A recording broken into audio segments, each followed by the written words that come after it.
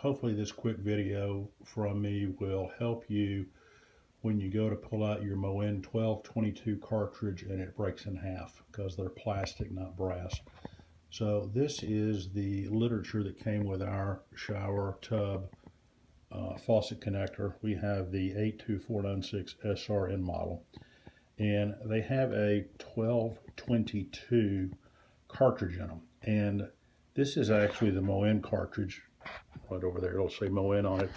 But I didn't get any water today, and when I was turning my faucet, I noticed that it just kept spinning and spinning and spinning, and I didn't get any water. So I took it apart, pulled out the C-clip, and this popped out. Well, let me tell you, that leaves you a real mess, because now this part of the cartridge is stuck down inside the brass housing in this area right here, and you've got to be very careful that you don't damage it getting it out. And there's a black gasket on this side and the other side, and I tried numerous things to get it out. What I finally decided was this is a 19/32 drill bit, and it was able to get in and bite on the back end. There we go. Excuse me, 13/32, 1332. And what it was able to do was get in, and on the back end of this is a metal coupling down in there that you can probably see, along with a couple of other pieces of metal that just tear out. The diameter of this bit was such that when it got in, it tied in and locked up to the point where you can see it's twisting.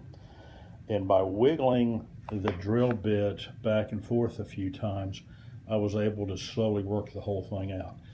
Now, I was able to get it out, put the new one in. The plumber said to lube the hell out of this with faucet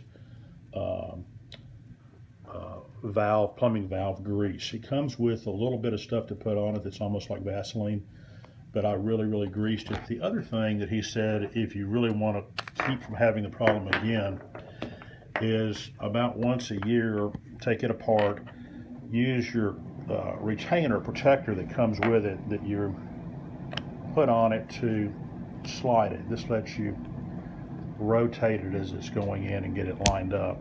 His suggestion is what you might want to do is once a year go in, pull the retainer clips out that come across the top, and just spin it a full rotation or two, and that will keep the calcium and the crud from solidifying in there.